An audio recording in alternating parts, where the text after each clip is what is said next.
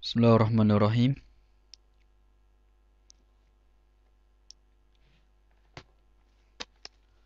Assalamualaikum warahmatullahi wabarakatuh.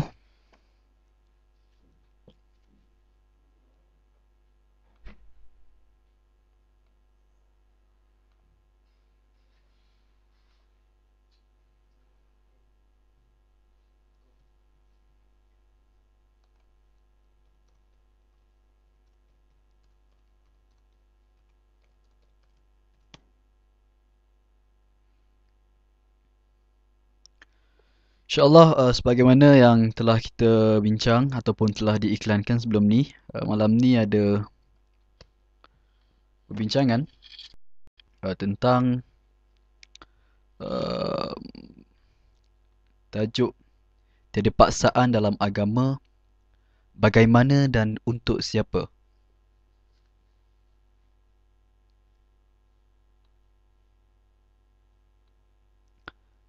Ini kali pertama saya guna ataupun saya menyampaikan sesuatu ataupun menyampaikan kuliah menerusi Ustream. So kalau ada apa-apa problem uh, boleh nyatakan ataupun jelas ataupun komen di page UTAM saya rasa supaya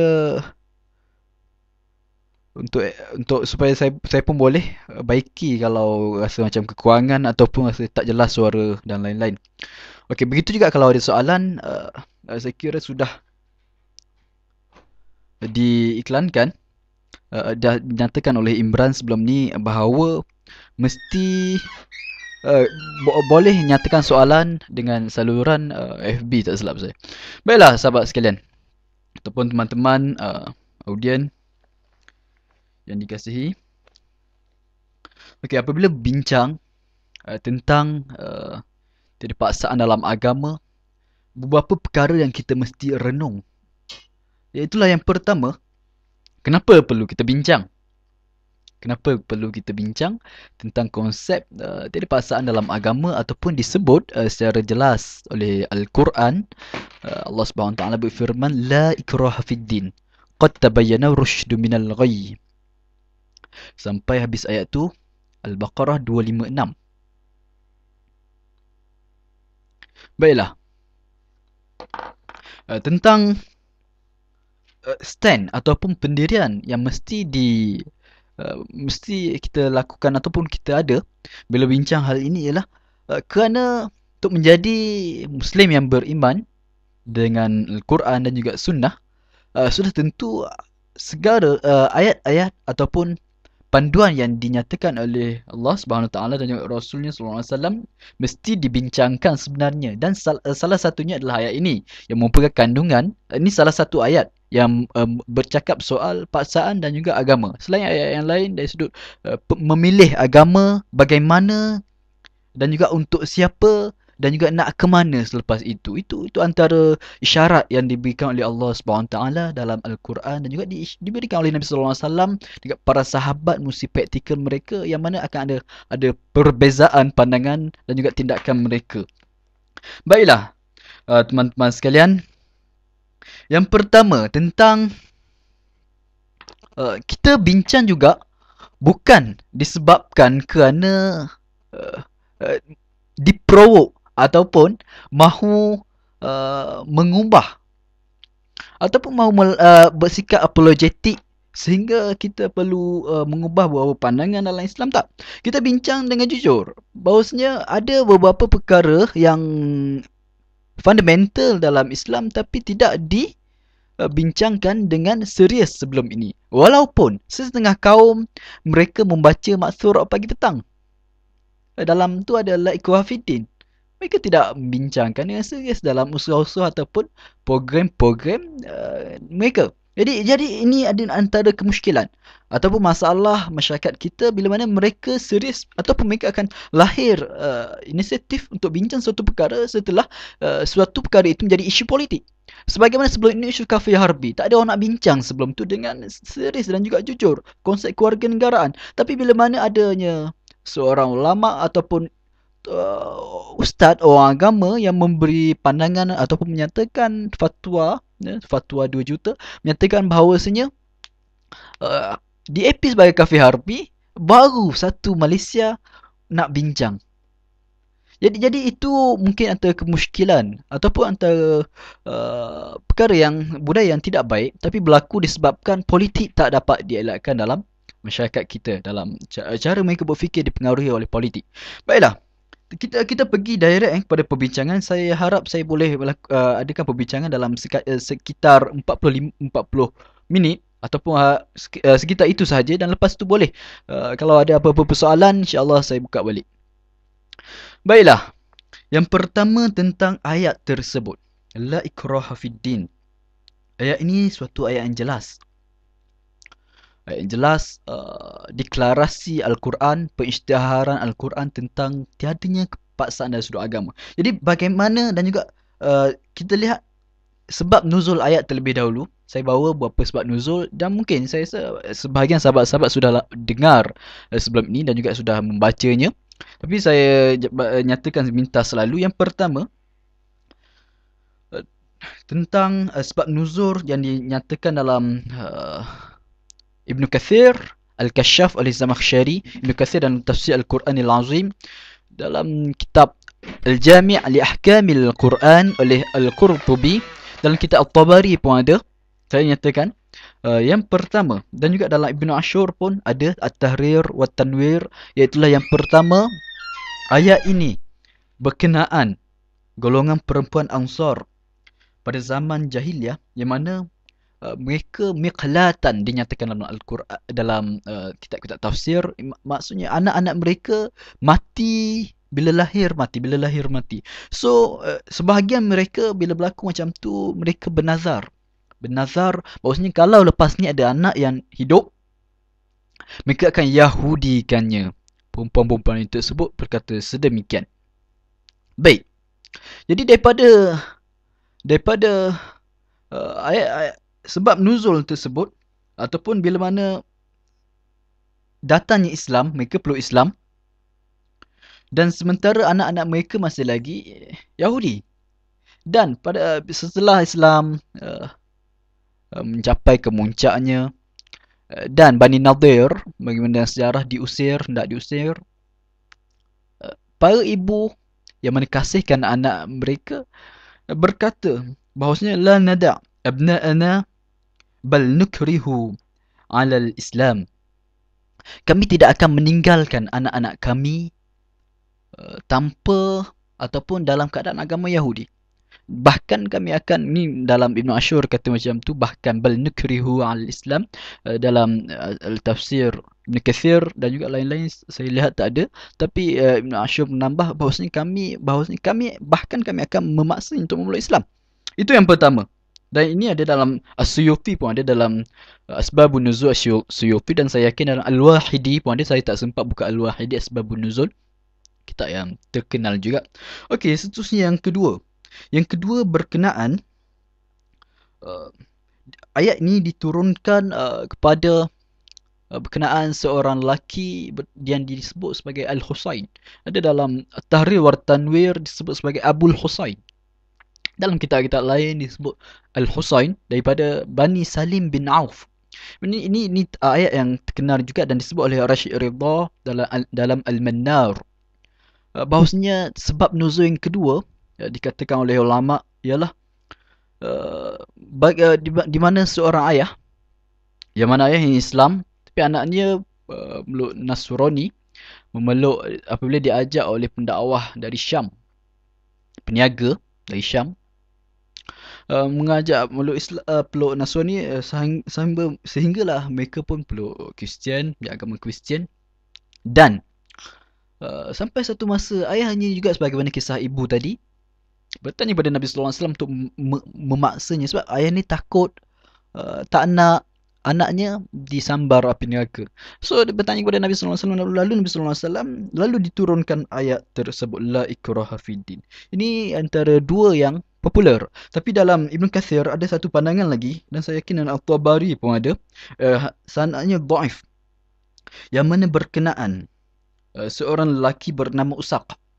Usak menyatakan bahawasanya beliau merupakan dimiliki hamba Nasrani. Beliau seorang hamba Nasrani Kristian yang dimiliki oleh Umar, hamba untuk Umar bin Al-Khattab radhiyallahu anhu. Dan Umar mengajaknya untuk pergi pada Islam. Lalu fa'aba, aku enggan katanya. Maka Umar pun mengatakan la ikraha fid din, tiada paksaan dalam soal agama. Lalu Umar pun berkata lagi, ya Usaq, wahai Usaq, sekiranya kamu memeluk Islam, nescaya kami akan meminta tolong denganmu dalam beberapa urusan umat Islam. Ini saya datangkan 3 sahaja.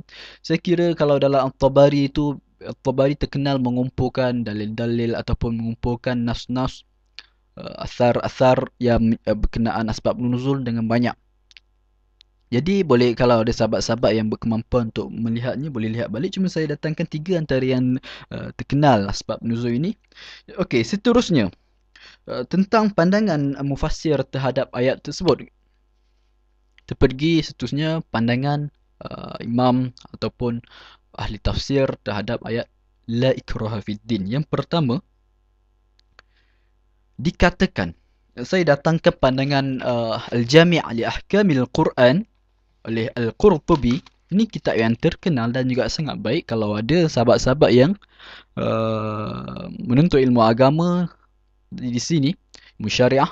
Saya rasa sekalian sudah beli, ataupun kalau yang belum beli, sangat baik untuk beli dan juga rujuk untuk tafsirnya yang sangat hebat. Apa kata beliau? Kata beliau, terbahagi kepada 5 sekurang-kurangnya. Ada 6, ada ditambah lagi, tapi saya baca 5 saja. Yang pertama dimangsa. Okey.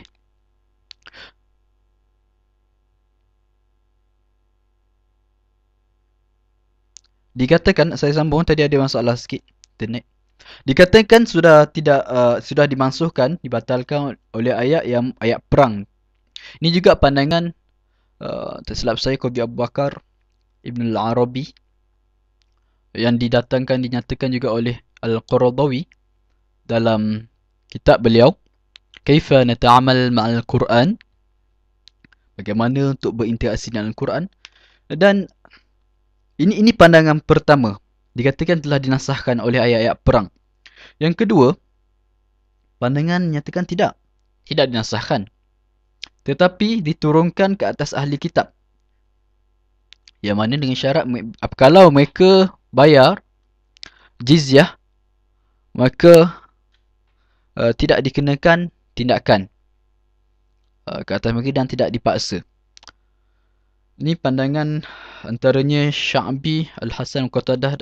Saya kira saya lepas ni saya mungkin akan kurangkan sebut perkataan-perkataan yang mungkin menyebabkan kurang faham, ataupun perkataan-perkataan yang bunyi Arab sikit, mungkin tak mesra untuk semua orang untuk memahami perbincangan dengan baik. Tapi kalau siapa nak lanjut, boleh tanya balik nanti, saya akan jelaskan. Sebab bimbang beberapa sahabat-sahabat yang tidak berlatar belakangkan pengajaran agama akan rasa berat dengan beberapa istilah yang bunyi Arab sikit.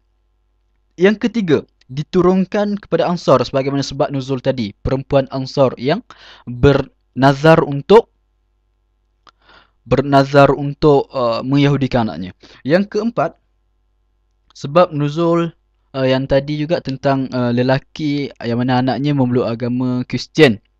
Jadi yang kelima pula dikatakan ayat ini diturunkan, ataupun pandangan ulama yang berkhilaf tentang hal ini menyatakan bahawasanya orang yang memeluk Islam kerana takut dengan pedang, maksudnya dalam contoh ataupun senjata, takut dibunuh oleh tentera Islam sebagai contoh, maka dia tidak boleh dikatakan dipaksa ataupun dipaksa buat demikian.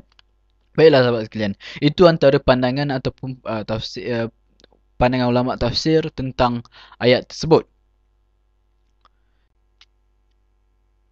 Ayat tadi adalah pengisytiharan yang jelas tentang tiadanya paksaan dalam beragama, tiada sebarang unsur paksaan dalam agama.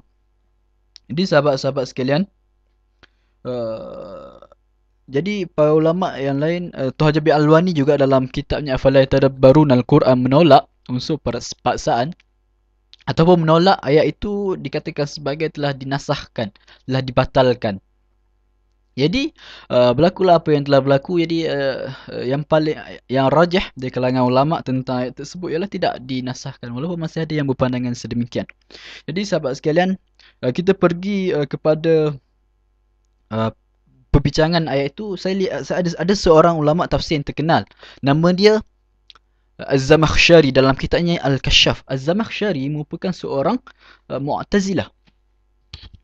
Seorang Mu'tazilah yang mana beliau dalam kitab tafsir yang sangat terkenal Al-Kashaf, beliau telah menyebut pandangan beliau telah menyebut pandangan ataupun penjelasannya dalam tafsirnya. Itulah saya baca. Allah Ta'ala tidak menjadikan persoalan iman itu berdasarkan paksaan, tetapi berdasarkan pilihan.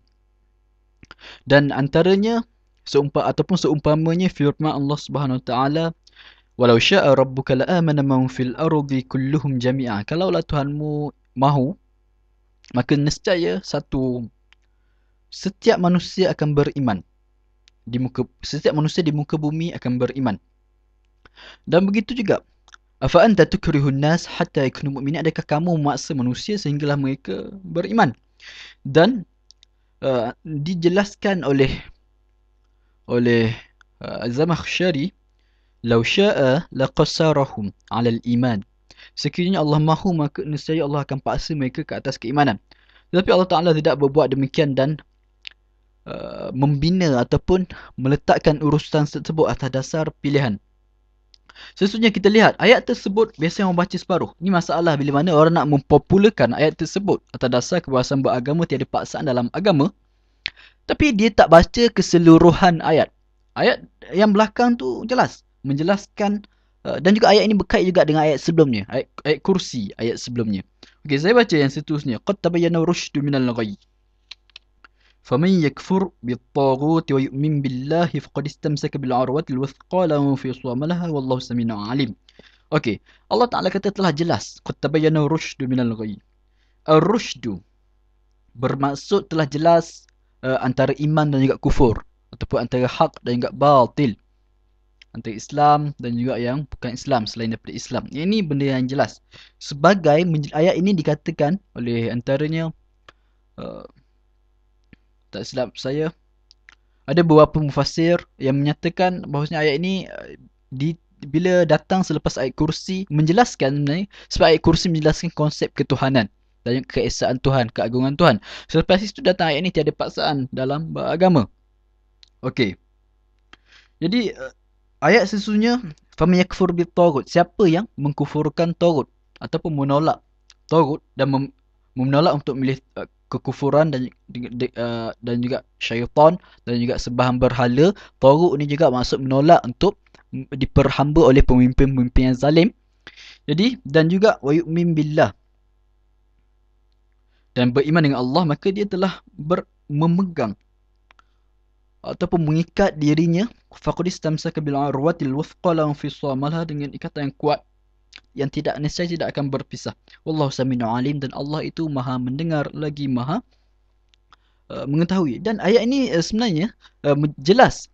Bila kita lihat ayat ini terlebih dahulu, jelas menunjukkan bahawasanya selepas pengisytiharan tentang tiadanya paksaan dalam agama, Allah Ta'ala menyatakan pilihan yang wajib dilakukan oleh manusia untuk beriman kepada Allah Ta'ala ialah memilih Islam, memilih ar-rusydu.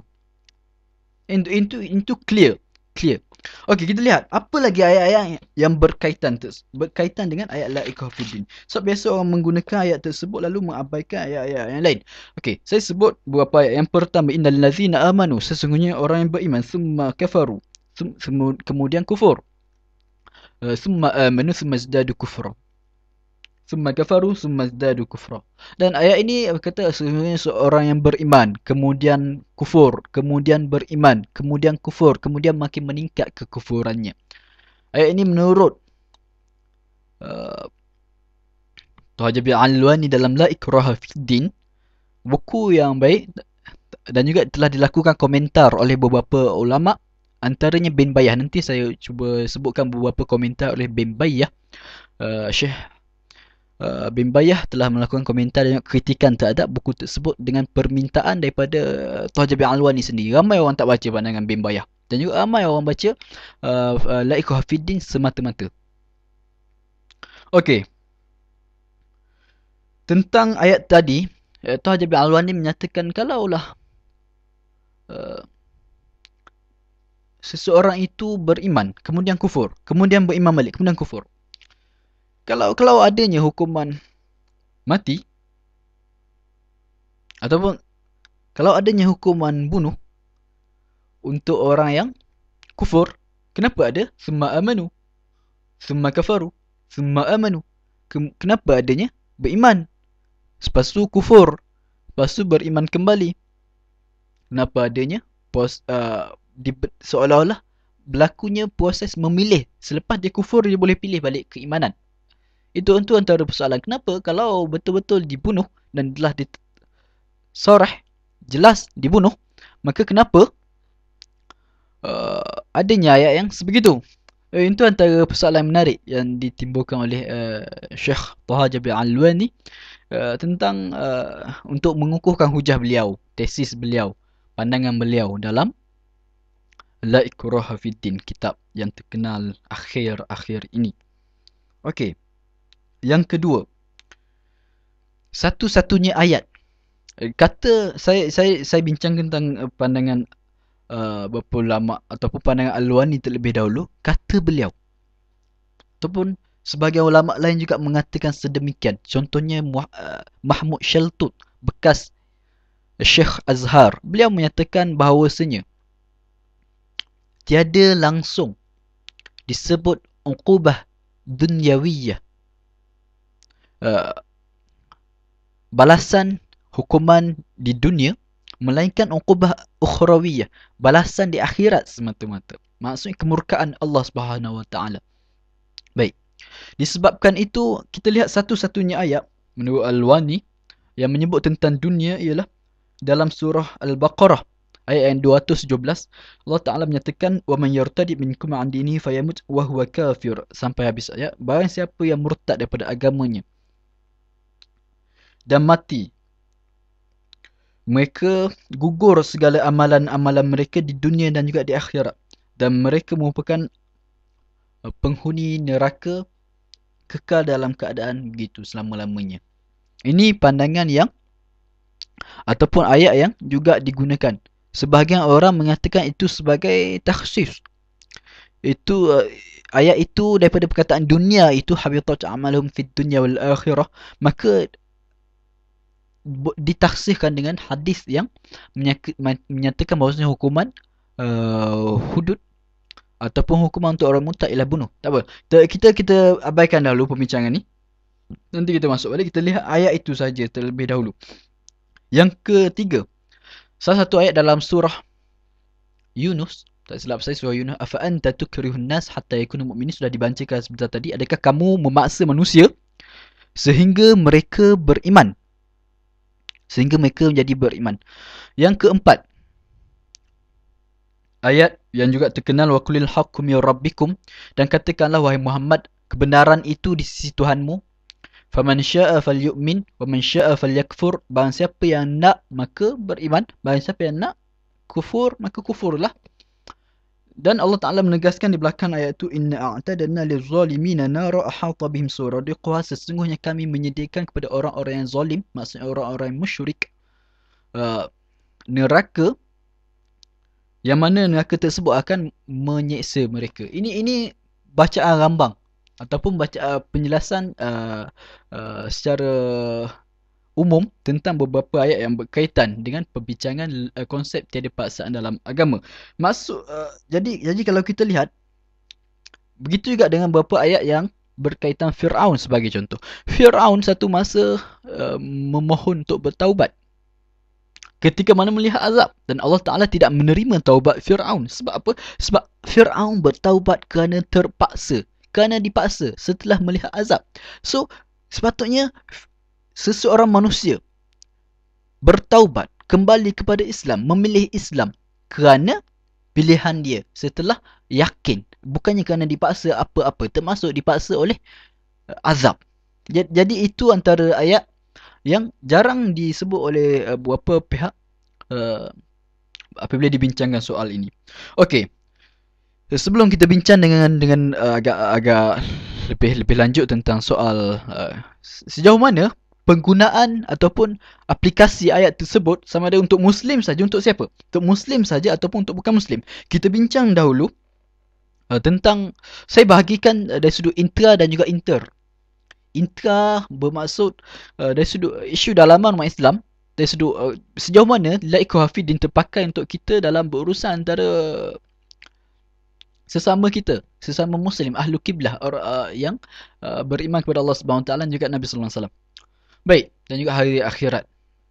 Baik, sejauh mana aplikasi ayat tersebut? Ini jarang dibincangkan. Orang selalu langkah perbincangan pergi kepada sejauh mana aplikasi ayat tersebut untuk orang bukan Islam, selain untuk orang bukan Islam, boleh ke untuk orang Islam murtad? Ataupun adakah ada hukuman untuk orang Islam murtad? Orang pergi kepada perbincangan itu dan meninggalkan perbincangan dari sudut sejauh mana kebebasan beragama atau kebebasan mempraktikkan agama untuk orang Islam. Sebab tu saya tertarik dengan pandangan menarik daripada Ibn Ashur dalam Maqasidus Syariah Al-Islamiyah. Beliau menyatakan, dan juga ni pandangan dia diulang dalam kitab Usulun Nizam Al-Ijtima'i. Dua kitab yang sangat ra'i, sangat hebat. Sangat hebat kitab ini. Beliau menyatakan antara maksud kebebasan beragama ialah kebebasan untuk sama ada seseorang itu sama ada mahu menjadi seorang salafi, sama ada mahu menjadi asy'ari, penganut Asy'ariyah, menurut ajaran Asy'ariyah, sama ada mahu menjadi cenderung kepada Maturidi, sama ada cenderung kepada Khawarij, sama ada cenderung kepada Syiah Imamiyah, sama ada cenderung kepada mazhab Zaidiyah, dan ataupun sama ada cenderung untuk menjadi seorang Mu'tazilah. Tiada paksaan dan tidak boleh dipaksa seseorang atas pandangan mereka, pandangan pihak majoriti sebagai contoh. Majoriti menganut pandangan salaf sebagai itu. Majoriti menganut pandangan akidah Mu'tazilah, maka dipaksakan kepada orang awam. Itu bukan daripada ajaran Islam. Sebab tu bila dibincangkan hal ini menyebabkan kita lihat dalam keadaan sesetengah kita masih belum bersedia untuk berbincang tentang antara agama, inter. Tapi kita tidak fokus, kita pun tidak serius bincang soal intra, dalaman kita, antara mazhab. Bagaimana dengan adakah adakah boleh satu-satu pandangan sahaja yang berautoriti dalam sebuah negeri, dalam undang-undang ataupun atas sebuah negeri sebagai contoh. Maka yang selain daripada ajaran ataupun orang yang dikatakan sebagai Wahabi, saya beri contoh saja, ditangkap kalau memberi kuliah di Selangor sebagai contoh. Ini antara yang persoalan timbul. Sejauh mana kita terima bahawasanya seseorang itu berhak ataupun mereka itu boleh menjadi seorang Mu'tazilah dan kita boleh menghormatinya. Kalau dia memilih untuk menjadi penganut Syiah Imamiyah, sejauh mana kita menghormati? Ini untuk perbincangan. Kalau tak setuju tidak masalah. Sejauh mana kita menghormati hak untuk menjadi penganut Islam, bukannya untuk keluar daripada Islam. Kita tak bincang lagi sejauh mana untuk keluar daripada Islam. Okey, jadi bagaimana nak selesaikan? Sebab masing-masing mesti ada hujah. Jadi kata Ibn Ashur dalam Usulun Nizam Al-Ijtima'i, beliau menyatakan bahawasanya nak selesaikan mestilah melalui pertukaran fikiran, dialog, debat. Bukannya menerusi pemaksaan autoriti cara faham agama oleh mana-mana pihak dengan undang-undang sebagai contoh. Lalu beliau memetik dalam Usulun Nizam Al-Ijtima'i asas-asas sistem kemasyarakatan. Kalau dalam bahasa Melayunya, beliau menyatakan memetik kisah Abu Mansur Khalifah dan juga Imam Malik radhiyallahu an. Beliau memetik kisah bagaimana khalifah tersebut meminta Imam Malik untuk menggunakan kitab Al-Muwatta untuk disebarkan dan juga dipaksa diguna kepada orang lain. Imam Malik menolak. Imam Malik ni kisah yang sangat popular. Jadi ini juga bahagian yang penting untuk kita renungkan. Sejauh mana dari sudut urusan antara kita diselesaikan dengan dialog ataupun diselesaikan dengan serbuan oleh pihak-pihak berautoriti dan agama ataupun diselesaikan dengan pengharaman buku oleh pihak-pihak yang ada kuasa. Ada kuasa boleh buat. Tak ada kuasa kena. Kalau orang lain pula berkuasa dan buat sedemikian, maka kita akan katakan salah guna kuasa. Tapi bila mana oleh setengah orang, bila mana kumpulan mereka mempunyai kuasa, mereka tidak merasakan itu sebagai salah guna kuasa.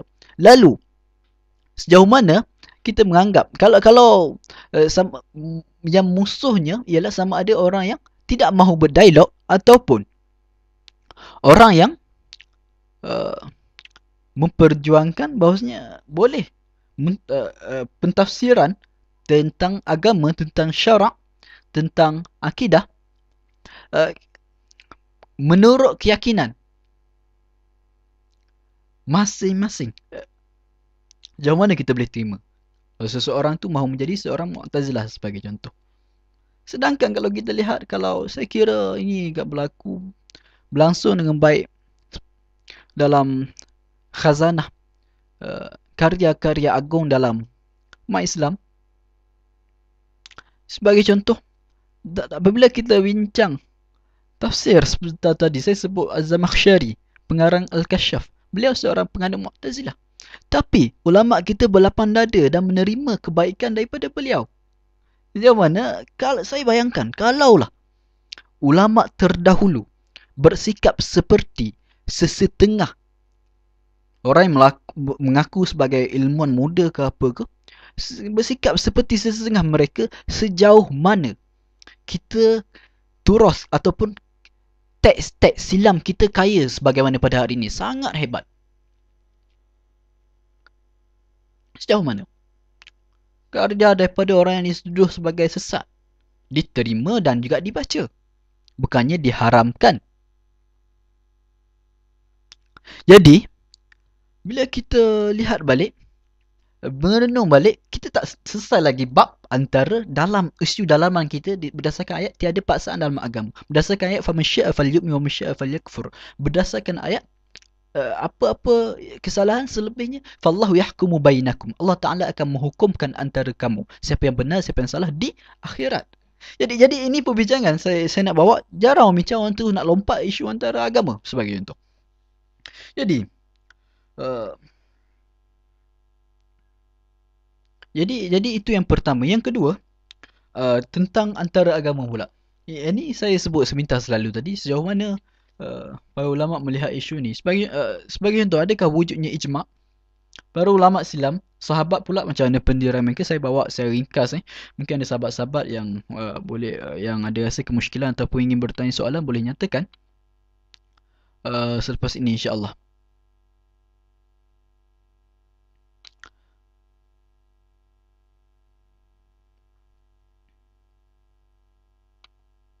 Okey. Yang berkaitan antara agama ni yang agak panas. Apatah lagi perlu dipanaskan oleh orang yang kaum yang tak bertanggungjawab, mempolitikkan isu-isu ilmiah dan isu-isu yang agama, sama ada tanpa sedar seseorang, setengah kumpulan juga dia terpengaruh dengan apa yang telah berlaku, isu dipolitikkan. Sering kali berlaku dalam negara kita, Malang. Sebelum ni isu kafir harbi, isu Qadhaf, isu liwat, isu apa lagi, sekarang ni isu la ikra tiada paksaan dalam agama, kebebasan beragama. Jadi ini antara yang berlaku, antara yang jelas dalam dalam negara kita. Ini satu yang malang. Tak apa, kita teruskan perbincangan. Sejauh mana yang pertama sebagai contoh, ataupun kita pergi berbincangan antara agama, sejauh mana ayat tersebut diaplikasi untuk orang Islam sahaja ataupun untuk orang bukan Islam. Di sini kita lihat pandangan ulama, lazimnya kalau dalam Ibn Kathir pun beliau menyatakan bahawasanya ayat tersebut bermaksud untuk Muslim. Untuk Muslim. Tiada paksaan dalam masuk Islam. untuk bukan Islam, dikenakan tindakan. Itu Ibn Kathir. Dalam Al-Jami' li Ahkamil Quran, wallahu alam, siapa kalau pandangan saya salah boleh betulkan. Saya tertarik bila mana Al-Qurtubi dalam Al-Jami' li Ahkamil Quran menyatakan bahawasanya tidak, ad-din la ikraha fid din, bermaksud tiada paksaan dalam menganut apa-apa keyakinan, menganut sebuah keyakinan, al-millah, ajaran, dan juga al-mu'taqad, satu kepercayaan. Dan dinyatakan oleh sebahagian orang, antaranya saya lupa nama beberapa, tak silap beberapa, saya lupa nama ulama yang menyatakan sedemikian, beberapa ilmu yang menyatakan sedemikian, tapi beliau disenaraikan antara yang menyatakan bahawasanya tiada, seolah-olah Al-Qurtubi termasuk dalam senarai orang menyatakan bahawasanya ayat ini merangkumi aspek yang lebih luas. Wallahu alam. Tapi beliau termasuk dalam senarai yang dikatakan bahawasanya beliau tidak menamakan ia atau memasukkannya dalam soal hukum had. Cuma dari sudut saya jelaskan sedikit, dari sudut pendirian, semua ulama, semua muslim, tak ulama pun semua muslim menyatakan bahawasanya keluar daripada agama adalah suatu tindakan yang berdosa besar dan akan dihukum di dunia. Maksudnya akan gugur amalan-amalan yang telah dilakukan, puasa ke, solat ke, haji ke, amalan-amalan, segala amalan kebaikan dibatalkan, dan juga di akhirat akan menemui Allah dalam keadaan Allah memurkainya. Itu pandangan semua ijma' dalam perkara tersebut haram, keluar daripada agama. Ini pandangan semua. Okey, tapi dibincangkan, kalau keluar, seseorang itu keluar, adakah terpakai untuk muslim ataupun terus dihukum? Ini perbincangan yang kontroversi sebenarnya. Ini perbincangan yang kontroversi. Iaitulah kalau kita lihat, kalau saya petik antara pandangan yang menyatakan ataupun tidak membenarkan, sebagai contoh dalam Al-Mughni menyatakan telah ijma' bahawasanya ini merupakan kesalahan yang mesti dihukum bunuh. Okey, oleh Ibn Qudamah. Tapi beberapa pihak, sebagai contoh Tahajabi Alwani sendiri, Mahmud Shaltuq, Syekh Az-Zahar sebelum ini yang sangat terkenal, beliau menyatakan bahawasanya bagaimana boleh berlaku ijma'. Sebagai contoh, Tahajabi Alwani mengatakan demikian. Sufyan Ats-Tsauri menyatakan soal taubat. Seseorang itu setelah murtad, adakah boleh bertaubat ataupun terus dihukum bunuh? Kalau bertaubat, berapa lama boleh bertaubat? Seseorang yang mana murtad, adakah lelaki sahaja dibunuh ataupun perempuan dibunuh? Kalau ada yang kata perempuan dibunuh, Hanafi kata perempuan tak boleh dibunuh. Ini sebagai contoh. Sebab itu, kalau dilihat sebenarnya pandangan ini bukan pandangan yang gharib ataupun terlalu asing. Tapi mungkin disebabkan tidak dibincang secara ilmiah sebelum ini, ataupun tidak dibincang secara serius dan mendasar, menyebabkan setengah orang kata bahawasanya ini pandangan yang salah, berlawan dengan tradisi ulama yang berautoriti sebelum ini. Sebagai contoh, saya tidak tahu bagaimana mereka boleh membuat kesimpulan sebegitu rupa dan juga menghukum orang yang berbeza sebagai tidak menghormati pandangan ataupun biadab dengan ulama-ulama terdahulu. Saya tidak pasti bagaimana. Tapi tentang ayat-ayat tersebut, kembali kepada perbincangan tentang ayat tersebut, dinyatakan bahawasanya tiada berlaku ijma'. Ini pandangan beberapa tokoh ulama termasuk Ghanushi. Mungkin agak kontroversi untuk disebut, tapi saya sebut juga sebab beliau ada menulis dalam Al-Hurriyatul 'Ammah fi Daulatil Islamiyah tentang isu kebebasan beragama. Ada menulis beberapa muka surat. Dan mereka menyatakan, ini pandangan yang menolak bahawasanya wujudnya ijma'. Mereka menyatakan bagaimana boleh berlaku ijma' dalam keadaan beberapa Umar sendiri, beliau menegah ataupun cuba mengelak daripada membunuh, sebaliknya hanya memenjarakan sehingga bertaubat. Dan ini juga pandangan beberapa orang seperti beberapa tokoh tabi'in seperti Ibrahim An-Nakhai. Ibrahim An-Nakhai sangat terkenal sehingga kan dikatakan ulama Hanafiyah yang menolak untuk meletakkan ataupun menolak untuk menyatakan adanya hukuman hudud untuk orang murtad, mereka membina fikiran mereka berdasarkan pandangan Ibrahim An-Nakhai. Ini menurut Syekh bin Bayyah dalam komentar beliau, kritikan beliau terhadap tulisan Tuhajabi Al-Alwani. Ini pandangan beliau. So, Ibrahim An-Nakhai, Sufyan Al-Thawri dan beberapa tokoh yang lain lagi, mereka berbeza pandangan dalam hal ini. Okay. Jadi ini juga dijelaskan oleh bin Bayyah bahawasanya ini perbezaan pandangan ini berlaku selepas berlakunya seolah-olah berlaku yang pertama ijma' dan kalangan sahabat. Selepas itu berlakunya perbezaan pandangan tapi dari kalangan tabi'in. Tapi saya kira mungkin perbincangan ini tidak sesuai untuk dibincangkan dari umum, mungkin agak berat bagi setengah pihak. Cuma kalau ada yang mahu bincangkan menulis soalan boleh nyatakan. Cuma sebab itu akan menyebabkan masuk bab usul fiqh dari sudut soal ijma' dan sebagainya. Tapi itu antara pandangan orang yang menyatakan bahawa tiada ijma' dalam soal riddah, had riddah. Okey, jadi apa pandangan yang didatangkan oleh yang lain bila mana tidak berlaku ijma', maka mereka mendatangkan beberapa hujah sehingga menakwilkan beberapa hadis yang menjelaskan orang yang murtad mestilah dibunuh. Okey, sebelum tu kita lihat dulu apa maksud murtad. Murtad berarti perkataan irtadda, riddah. Kalau dalam Mufradat Al-Fazil Quran untuk Gharib Al-Asfahani menyatakan bahawasanya riddah itu bermaksud pulang, rujuk, berundur daripada satu kepercayaan kepada kepercayaan yang lain. Itu mudah fahamlah. Okey, so murtad ini maksudnya kembali daripada satu kepercayaan kepada kepercayaan yang lain.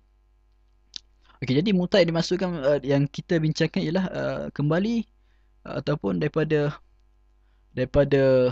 berpaling daripada ajaran Islam kepada ajaran yang lain. Okey, jadi Tuan Haji Al-Alwani ataupun beberapa ulama dalam Huriyatul Ammah pula juga ada mengemukakan hujah mereka. Antaranya mereka nyatakan beberapa orang sahabat ataupun beberapa orang pada zaman Nabi SAW tidak dibunuh. Tidak dibunuh. Antaranya ialah kalau Ubaidullah bin Jahsh, yang mana Ubaidullah bin Jahsh ni berhijrah ke Habsyah setelah para sahabat menghadapi kezaliman di Mekah. Lalu beliau berhijrah ke Habsyah dan beliau menganut Kristian di sana dan mati dalam keadaan sebagai seorang penganut Kristian. Seterusnya saya sekadar petik beberapa nama. As-Sukran bin Amru. As-Sukran bin Amru juga kes yang sama, berhijrah. Kalau tadi dalam sirah Ibnu Hisham, As-Sukran bin Amru juga dalam kitab-kitab sirah watak beliau berhijrah ke Habsyah dan juga beliau mati dalam keadaan kufur dan juga tidak diperintahkan sahabat untuk membunuh. Tapi mungkin boleh timbul persoalan, adakah betul-betul tidak dibunuh ataupun kerana umat Islam ketika itu tidak mempunyai kuasa untuk melakukan had kerana kuasa di tangan pemerintah yang lain. Okey, yang ketiga, itu persoalan yang mungkin boleh kita timbulkan. Yang ketiga tentang penulis wahyu Katib bin Najjar, yang mana asalnya seorang Nasrani kemudian peluk Islam, kemudian keluar daripada Islam dan beliau meninggal dalam keadaan sebagai seorang bukan Islam. Dan ni direkodkan oleh Al-Bukhari. Sesungguhnya Abdullah bin Sa'ad bin Abi Sarah ni yang terkenal dan disebut juga oleh Ghanushi. Beliau juga orang yang hebat, penulis wahyu, tapi beliau telah berpaling daripada ajaran Islam. Lalu pada hari Yaumul Fath, hari Mekah dibuka, pembukaan Mekah, Nabi SAW memerintahkan supaya beliau dibunuh. Lalu Uthman meminta supaya tidak dibunuh. Lalu Nabi SAW membiarkannya dalam keadaan tidak dibunuh. Ini riwayat oleh Abu Daud.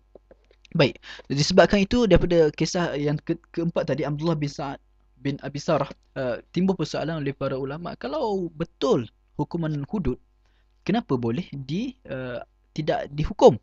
Sebab hukuman hudud ni tabiatnya mestilah dilaksanakan walau apa pun yang berlaku. Jadi sebagaimana kalau isu curi, Nabi SAW berkata, kalaulah Fatimah sendiri yang mencuri, aku akan hukum potong tangan. Itu hukuman hudud. Nak tak nak kena buat. Tapi kenapa dalam soal ini Nabi SAW beberapa peristiwa seolah-olah bercanggah dengan apa yang warid ataupun apa yang wujud dalam beberapa hadis yang menyatakan orang yang murtad mestilah dibunuh.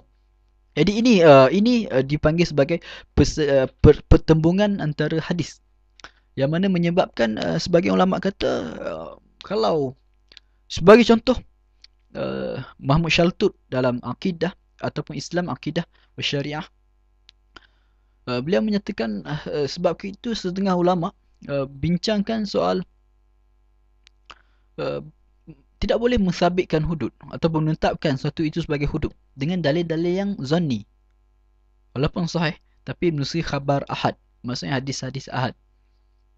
Itu antara perbincangan.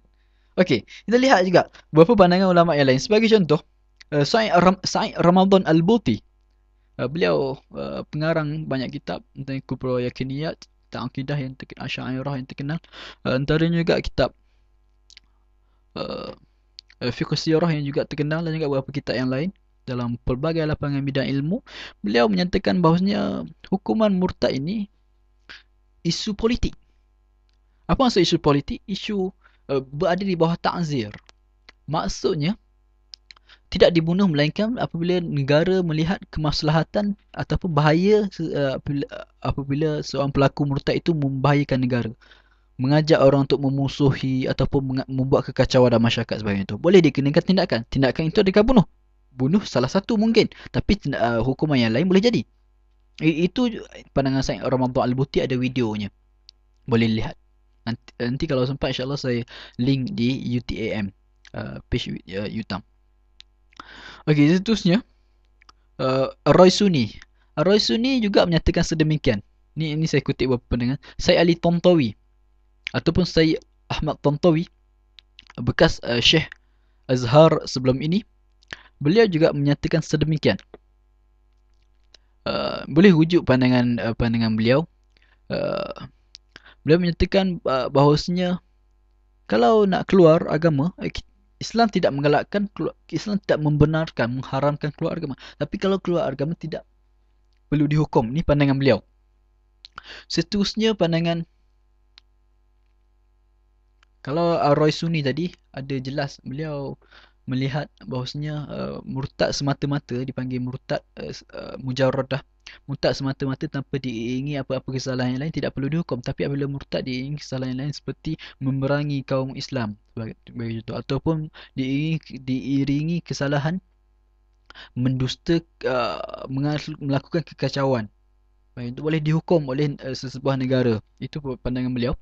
Dan seterusnya pandangan Alal Al-Fasi. Alal Al-Fasi dalam Maqasidus Syariah wa Makarimuha, beliau menyatakan pandangan yang sebegini juga. Beliau menolak hukuman hukuman ataupun menyatakan bahawasanya seseorang yang murtad semata-mata tidak perlu dihukum. Antara hujahnya, beliau menyatakanlah bahawasanya yang lebih layak untuk dihukum pada zaman Nabi SAW ialah kaum munafik.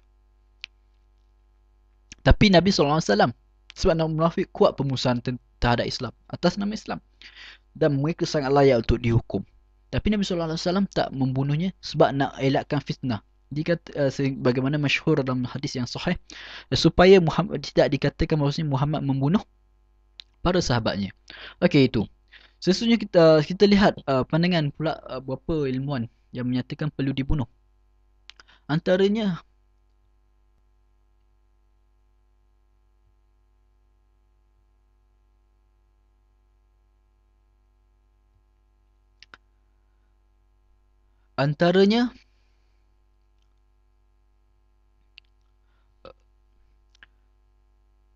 ini pandangan yang mainstream dalam agama kita. Contoh mazhab Ahmad bin Hanbal menyatakan perlu dibunuh Dan kalau lihat Syekh bin Bayah mendatangkan hadis yang lain bahawasanya kalau berlaku ataupun disebut dalam beberapa sunnah ataupun hadis Nabi sallallahu alaihi wasallam yang mana hadis yang tidak dhaif, ada yang disahihkan oleh Al-Albani, ada yang tidak bermasalah, mudah cerita, yang menyokong bahawasanya orang yang keluar agama itu mestilah dibunuh. Itu bermaksud adanya asal dalam agama kita yang sangat jelas bahawasanya orang yang keluar daripada agama Islam dibunuh. Dan kita lihat beberapa ulama melihat, contoh Abu Zuhrah dalam fatwa beliau menyatakan bahawasanya bunuh itu ataupun kebebasan beragama itu, tiada paksaan dalam agama itu hanya untuk orang Muslim ataupun bukan Islam. Tapi Muslim tidak dibenarkan sedemikian, tidak diberi pilihan untuk keluar daripada agama. So, antara hikmahnya menurut beliau, dan juga ini saya lihat wallahualam, saya lihat apa setakat yang saya baca, mungkin ada sumber yang lain. Saya baca beberapa pandangan Ibn Ashur juga cenderung menyatakan bahawasanya yang murtad mesti dibunuh. Antaranya untuk menjaga, untuk ni antara persamaan hujah beliau dengan persamaan hujah Muhammad Abu Zuhrah, antara beliau menyatakan itu lebih bermaksud menjaga agama. Itu bermaksud kebebasan beragama yang diikat ataupun dihadkan. Sebab apa? Sebab tak nak orang bermain-main. Masuk agama nak main-main ataupun nak masuk agama nak keluar, masuk agama nak keluar. So, beliau menyatakan bahawasanya untuk lagi tepat untuk kemaslahatan ialah dengan dibunuh. Ni pandangan ni jelas dalam dalam dalam Usulun Nizam Al-Ijtima'i, bila mana Ibn Ashur mengulas tentang kebebasan beragama. Ini jelas pandangan beliau. Saya tidak pasti, mungkin ada sahabat-sahabat ataupun teman-teman yang membaca pandangan yang lain, Wallahualam, tapi saya lihat Ibn Ashur membina pemikirannya berdasarkan pandangan tersebut. Antaranya untuk elakkan orang main-main yang terhadap agama, dan juga untuk elakkan adanya ancaman kepada masyarakat Islam. Sebab tu Ibn Ashur membina fikirannya tentang konsep la ikrah fiddin atas dasar atas dasar isu-isu ataupun hubungan dalaman antara agama, antara mazhab pemikiran yang wujud dalam agama kita, sebagaimana saya telah jelaskan sebentar tadi. Dan juga itu pandangan yang mainstream, sama ada wujud juga dan juga dibincangkan dalam beberapa dalam banyak kitab fikih, sebagai contoh dalam Al-Mughni oleh Ibn Qudamah tentang soal hukuman bunuh ini. Jadi sahabat-sahabat sekalian, Bin Bayah juga mengkritik, kalau kembali kepada kritikan Bin Bayah terhadap tulisan Tuhaja bin Al-Alwani, beliau mengkritik pandangan yang menolak hukuman bunuh ataupun yang menyatakan tiada menolak mengkritik kajian Tuhaja bin Al-Alwani. Antaranya beliau kata beliau takut ataupun beliau bimbang kalaulah kita respon sebegini datang daripada setengah ilmuwan disebabkan reaksi kita terhadap provokasi ataupun terhadap globalisasi yang berlaku, provokasi daripada pihak yang liberal barat sebagainya tu. Beliau kata beliau bimbang macam itulah. Jadi pada malam ini saya bukan seorang tokoh ulama yang nak mentarjihkan ataupun mengatakan pandangan ini yang tepat, pandangan lain salah, tak. Saya cuma membacakan beberapa pandangan yang berlaku ataupun yang wujud dalam kitab-kitab kita. Dan pandangan-pandangan ini wujud. Sama ada yang mengatakan bahawa tiadanya hukuman murtad ataupun ada hukuman murtad. Tiada hukuman murtad itu bermaksud tiada hukuman murtad sekala murtad semata-mata. Dan pandangan ini wujud sejak sebelum ini lagi, menerusi kalam terutama dari kalangan mazhab Hanafi. Dan juga dari imam-imam salaf, mereka membuka pintu taubat yang lama sehingga kematian seseorang yang murtad itu, diminta untuk bertaubat selama-lamanya. Jadi itu pandangan yang juga ada dalam Islam. Sebab itu tidak sepatutnya kita katakan bila mana nak guna pandangan Ibn Abbas dalam Tanwirul Miqbas, dikatakan sebenarnya Tanwirul Miqbas bukannya merujuk kepada pandangan-pandangan Ibn Abbas. Sebab tu beberapa ulama yang ni ada sahabat kita yang menggunakan kitab Tanwirul Miqbas lalu mengatakan itu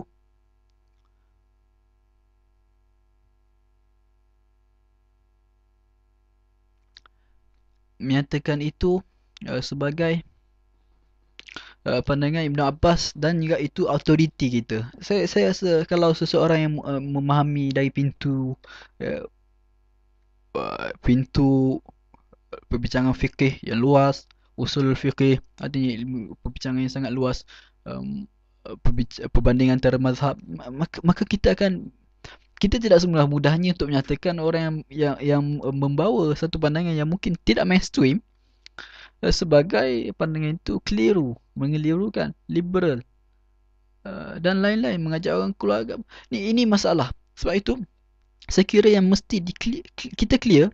Saya peribadi, saya sebagai saya cakap tadi, saya tak nak membina ataupun saya tak nak melakukan dipanggil sebagai tarjih.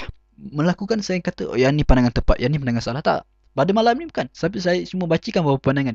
Cuma sekadar kecenderungan saya. Kecenderungan saya ialah kepada pandangan yang menyatakan bahawasanya kalau murtad semata-mata tidak perlu dibunuh. Itu kecenderungan saya. Bila menerusi, bila mana saya buka balik, wallahualam, itu kecenderungan saya. Walaupun beberapa guru saya sendiri bila saya tanya, mereka menyatakan hukumannya ialah bunuh. Beberapa guru saya sendiri saya kata. Tapi bila saya rasa tiada masalah bila setelah kita baca beberapa pandangan ilmuwan dan juga untuk kita memilih tanpa kita hilang rasa hormat kepada pandangan yang berbeza. Jadi saya membina fikiran saya bahawasanya murtad semata-mata, keluar agama semata-mata tanpa diiringi kesalahan lain, tidak dibunuh. Wallahu a'lam. Dan ini pandangan ataupun mainstream setengah kumpulan Islamis pada hari ini. Yang sebagai contoh Mursi baru-baru ini juga berkata sedemikian semasa kempen pilihan raya beliau. Bukan kerana beliau menyatakan sedemikian, tapi kerana bukan kerana beliau menyatakan sedemikian maka kita ikut, tak. Kalau beliau tak nyatakan sedemikian pun kita berani ataupun kita boleh mempunyai pandangan sendiri.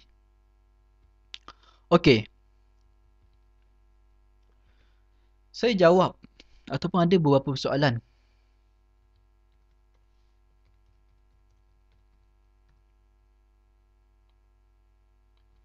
Beberapa persoalan yang baru dihantar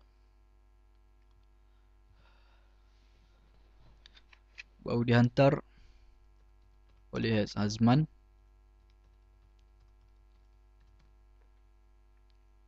Saya rasa perbincangan tadi saya stop setakat itu saja. Mungkin kalau ada apa-apa persoalan, saya minta maaf kalau tidak jelas. Sebab ini mungkin kali pertama saya bincang dengan US Stream. Saya tak tahu apa orang respon. Sebab kalau selama ni selalu face to face, selalu dalam majlis yang secara langsung, dalam ada pertemuan muka, mata apa semua. Jadi saya tidak pasti apa komentar sahabat-sahabat, teman-teman sekalian. Kalau ada apa-apa kekurangan boleh maklumkan lepas inilah. Ataupun boleh nyatakan di page. Okey, tentang beberapa persoalan.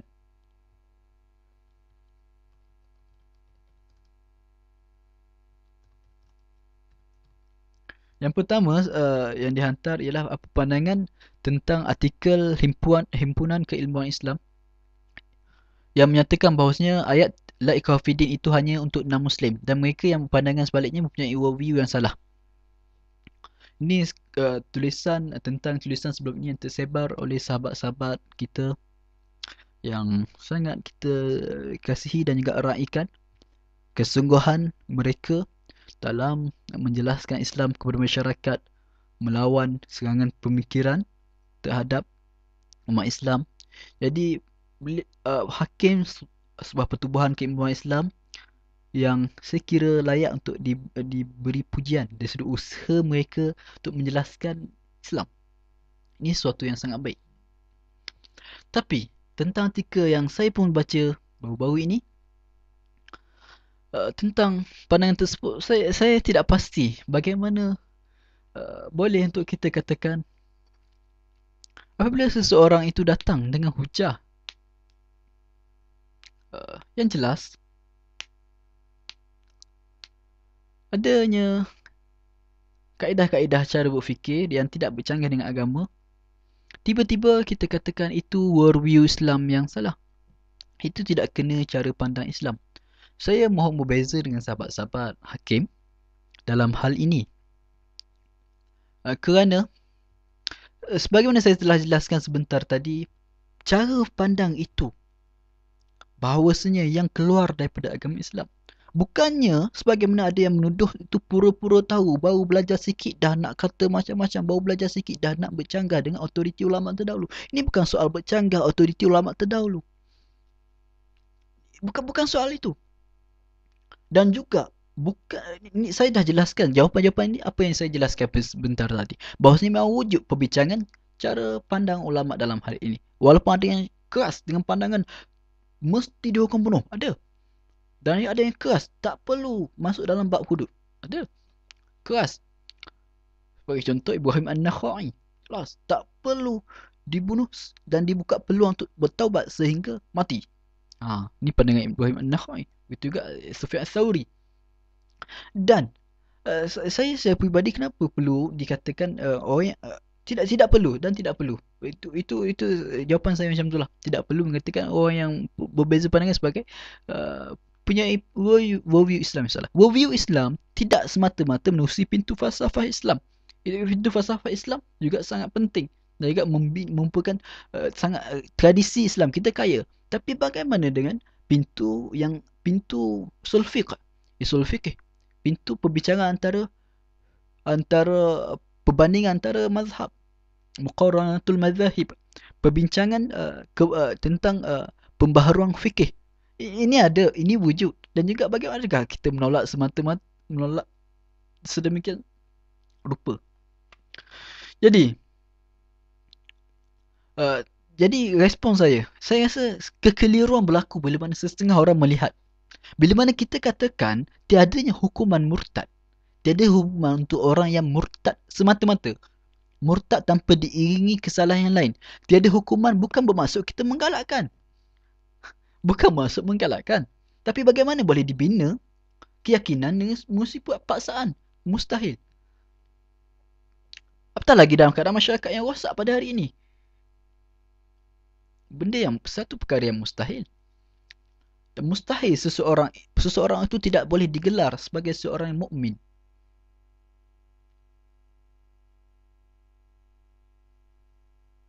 Seseorang mukmin jika dipaksa untuk beriman tidak boleh digelar sebagai seorang yang murtad jika dipaksa untuk murtad, tak boleh. Okey, sahabat. Itu macam bagaimana boleh kita katakan bahawasanya menerima konsep tiada paksaan dalam agama sebagai menggalakkan untuk murtad. Saya rasa itu masalah besar bila kita pergi pada itu. Tak, manusia memang ada pilihan. Manusia diberi ikhtiar daripada perkataan khair. Dan manusia dalam la ikraha fid din, ad-din itu al-khair tadi, ikhtiar itu khair. Khair itu kebaikan. Manusia bila diberi kebebasan, hurriyah, dia diberi pilihan, bermaksud dia diberi pilihan. Apabila diberi pilihan, mesti memilih yang baik. Sebagaimana Allah Ta'ala telah memberi pilihan kepada Adam AS, larang secara jelas untuk menghampiri pokok khuldi. Tapi Adam menghampiri dan juga lalu dihukum bila buat kesalahan. Ini pilihan yang tak tepat. Sepatutnya memilih apa yang Allah Ta'ala arahkan. Jadi Adam sebetulnya bertaubat. Ini panjang sahabat, ini kisah yang sangat famous apa semua, tapi tak apalah. Saya masa pun dah suntuk. Tapi soalan pandangan saya tentang soalan pertama macam tu, tidak perlu menyatakan bahawasanya orang yang berbeza pandangan mempunyai worldview Islam yang tak. Kalau nak kritik setengah orang yang mempopularkan tentang kebebasan beragama tapi tidak mengajak kembali kepada agama, itu masalah besar. Memang itu masalah besar. Kita katakan kita mengajak semua untuk mentaati agama kerana agama itu din berkait dengan dain, hutang. Kita berhutang dengan Allah Subhanahu Taala. Agama itu juga adalah perjanjian kita dengan Allah yang mesti kita taati. Kita mengajak semua manusia kembali mentaati agama. Agama itu dana. rasa hina kepada Tuhan, mentaati Allah Subhanahu Wa Taala, maka bagaimana kalau orang tak nak menerima, adakah mesti dipaksakan? Itu persoalan lain. Tapi persoalan tentang mengajak orang untuk mentaati agama, itu memang tanggungjawab Muslim, tanggungjawab semua. Yang kedua, sebab soalan pertama tu saya dah jawab mengisi perbincangan yang panjang sebentar tadi. Cuma untuk respon kepada pandangan hakim tu saya memang tak, saya tak setuju. Saya tak tahu macam mana boleh dibina cara. Saya boleh puji tulisan beliau, respon mereka, tapi untuk menyatakan orang yang tak berbeza pandangan sebagai mempunyai worldview Islam yang salah, boleh jadi betul, boleh jadi salah. Boleh jadi betul bila mana orang yang mempopularkan itu memang mengajak untuk murtad, sebab kita tak mengajak dia murtad. Tapi boleh jadi salah bila mana sebagaimana kita bincang tadi, memang ada wujud dalam tradisi perbincangan ulama terdahulu. Yang kedua, bagaimana Islam berinteraksi dengan agama yang menyarankan keganasan, seks bebas, porno, rasis, fasis dan sebagainya. Bagaimana Islam berinteraksi? Perbincangan ini juga panjang sebenarnya. Saya rasa sangat panjang. Okey, saya jawab yang ketiga dulu. Yang kedua nanti. Yang ketiga, bukan ke Ramadan Al-Buti dan juga Tontowi, dua-dua juga menyokong Haji Bashar Assad dan Mubarak masing-masing. Yang tentang tu persoalan sikap Tontowi belum tentu sokong walaupun beliau menjadi Syekh Azhar di Mesir. Al-Buti dikatakan memang sedang menyokong rejim Bashar Assad. Tapi saya kira itu soal sikap, dan juga kita tidak mengabaikan aspek keilmuan Al-Buti yang sangat mendalam, dan juga selebihnya serah kepada Allah Subhanahu Wa Taala. Yang keempat, macam mana metodologi kita untuk menerima mana-mana pandangan. Metodologi saya kira nak tak nak, sebabnya dalam soal hukum hakam kita rujuk orang yang memahami agama, orang yang layak bercakap soal agama. Dan juga perbincangan itu sudah panjang. Dan contohnya, tak mustahil kita nak bertanya tentang seseorang itu, tak boleh bercakap tentang agama sembarangan. Melainkan setakat yang dia orang tahu, tak ada masalah, ataupun perkara-perkara yang jelas, maklum, minad din bid-darurah, ataupun saya nak bagi tentang metodologi ni juga soalan yang memerlukan pembahasan yang sangat panjang. Tapi mudah cerita, metodologi kita sepatutnya kita tanya kepada pihak yang ahli. Dan bila mana seseorang itu, contohnya Ahmad, bertanya kepada pihak yang ahli, lalu beliau berpegang dengan pandangan, orang lain jawab, tiba-tiba dia pegang dan juga mempromosikan, apa masalah? Tiada masalah mempromosikan pandangan. Contohnya Ahmad berpegang dengan pandangan tiada paksaan dalam agama, melainkan jika diiringi dengan jenayah yang lain. Okey, tiada hukuman, contoh, untuk orang yang keluar dari Islam. Jadi Ahmad ini berpegang dengan pandangan itu. Jadi beliau mempromosikan, tapi beliau mempromosikan sudah tentu tak cukup kuat, sebab beliau tidak faham dengan mendalam hujah sebagai contoh. Tapi adakah salah untuk beliau menerima pandangan dan juga mempromosikan? Tak salah. Untuk beliau bercakap setakat yang beliau tahu. Cuma rujukan yang utama ialah setiap bidang ilmu ada ahlinya yang mesti dihormati dan juga dirujuk. Itu wallahualam pandangan saya lah. Yang saya tangguhkan soalan tadi, bagaimana Islam berinteraksi dengan agama yang mengarangkan keganasan, seks bebas, porno, rasis, fasis dan sebagainya. Okey. Bagaimana Islam berinteraksi? Ini soal bagaimana sebuah negara. Kalau bagaimana Islam berinteraksi, Islam menolak. Kalau bagaimana Islam berinteraksi, Islam menolak keganasan, seks bebas, porno, rasis, fasis dan sebagainya. Islam menolak. Tapi bila bicara soal bagaimana masyarakat Islam berinteraksi, saya rasa ini soal yang berbeza. Bagaimana sebuah kerajaan yang mana disebut sebagai contohnya, saya tak nak bincang tentang kerajaan Islam ke kerajaan sekular, tapi kalau kerajaan yang didirikan atas keyakinan itu sebagai sebuah kerajaan Islam, bagaimana mereka berinteraksi, itu persoalan yang sangat panjang perbincangan. Sejauh mana sebuah kerajaan itu boleh memaksa moral tertentu untuk diterima pakai oleh masyarakatnya, oleh warga negaranya. Jadi secara umumnya saya kira tiada paksaan, tidak perlu memaksa orang memakai tudung. dalam sebuah atas nama Islam ke. Tapi mana-mana perkara yang mana sebuah kebebasan ataupun mencala kebebasan pihak lain, bagi contoh seorang yang buat keganasan, sudah tentu negara boleh buat tindakan. Seks bebas, porno boleh dibincangkan. Tapi saya kira setiap undang-undang masuk porno dia boleh dibincangkan ialah dibincangkan oleh ahli-ahli parlimen sebagai contoh, untuk mengharamkan sebab merosakkan, pelacuran merosakkan sebagai contoh. Dan ini semua memerlukan perbincangan yang sangat luas. Tapi adakah uh,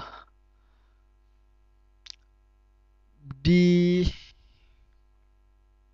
contoh dihukum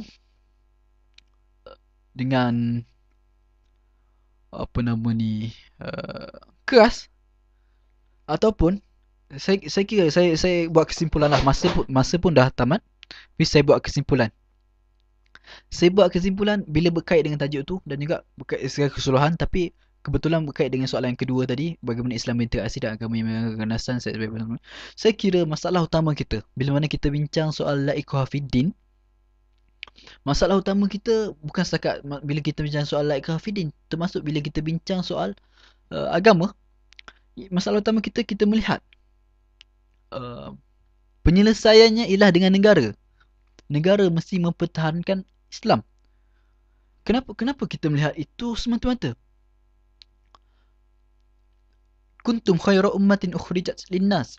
Kita hilang fungsi masyarakat yang baik, yang mesti ta'muruna bil ma'ruf, mengajak kepada kebaikan, wa tanhauna 'anil munkar, melarang kepada kemungkaran. Kemungkaran itu luas, rasuah kemungkaran. Orang yang tak pakai tudung kemungkaran, bagaimana nak larang? Itu tugas masyarakat. Dan tugas masyarakat ini kadang-kadang dibiarkan. Bila mana umat Islam sudah hilang dari sudut pemerintahan, terutama selepas jatuhnya Osmaniyah, mereka semua fokus kepada power. Perjuangan mereka ialah perjuangan power, bukannya perjuangan yang lebih khusus ataupun lebih serius. Bukan semua.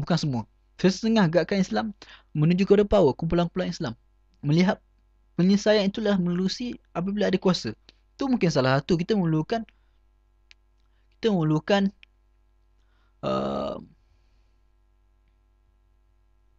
kuasa supaya terjamin dari sudut kebebasan beragama, kebebasan memberi pandangan dan lain-lain, terjamin beberapa perkara asas dari sudut terjamin keamanan. Itu memang power sesuatu yang penting. Tapi adakah power semata-mata? Ini masalah bila mana kita orang Islam incar nak selamatkan agama ialah dengan power, bukannya selamatkan agama ialah dengan masyarakat. Selamatkan agama pada pandangan saya, ini perbincangan yang sangat luas, akan berkait dengan sejauh mana negara dan juga hubungan antara negara dan juga agama dalam menurut pandangan Islam. Sebenarnya pada pandangan saya, kita kita karam dalam perbincangan bahawasanya nak selesaikan masalah mesti dengan negara. Lalu semua nak diundang-undangkan. Itu banyak tugas mujtama', banyak tugas masyarakat, banyak tugas ummah, banyak tugas yang mesti diselesaikan. NGO Islam. Kenapa NGO juga selain parti Islam, NGO? Ya, parti Islam memang tugas mereka untuk berpolitik. Kenapa NGO Islam juga tanpa sedar mereka terlibat dalam pergaduhan antara power? Bergaduh dengan parti Islam sebagai contoh, soal power. Mereka tidak membangunkan masyarakat secara serius. Banyak lagi aspek-aspek yang penting yang mesti diisi dengan baik, dibaiki masyarakat. Itu saya kira perbincangan-perbincangan yang hilang. Ab'adun ghaibah, sisi-sisi yang hilang daripada banyak kumpulan Islam. Jadi wallahualam, ada beberapa soalan lagi, nanti insya-Allah kalau sempat akan cuba jawab di page FB UTAM. Cuma kalau ada soalan lagi boleh ajukanlah. Boleh, saya kira mungkin message ke page, saya tak pasti, ataupun mesej kepada saudara Hazman ataupun kepada saya sendiri insya-Allah FB, dan insya-Allah kita akan cuba menjawabnya semampu mungkin. Kalau tak tahu, saya sendiri ataupun kami akan cakap tak tahu. Jadi sekadar itu saja perbincangan kita malam ini. Cuma kesimpulannya, saya kira perbincangan yang luas mesti sentiasa dihidupkan, bukan kerana itu telah itu dibisingkan oleh orang politik, tapi kita mesti serius bincang beberapa aspek yang mendasar dalam agama kita, bukannya membiarkan apabila isu politik berlaku bahawa kita nak bising ataupun kita pun nak kecoh. Wallahualam, itu saja pandangan saya. Maaf kalau ada kesilapan, kekurangan, tapi sebagaimana saya sebut sebentar tadi ni, pertama kali saya berinteraksi dengan menerusi apa nama ni, menerusi US Stream. Kalau ada kekurangan boleh nyatakan di sebagaimana saya sebut tadi, page UTAM. Semoga Allah Ta'ala mengganti pertemuan kita, dan syabas kepada UTAM kerana serius mengadakan perbincangan walaupun antara benua. Moga-moga sahabat-sahabat boleh terus ikuti perkembangan kami di UTAM, dan Wallahualam. Assalamualaikum warahmatullahi wabarakatuh.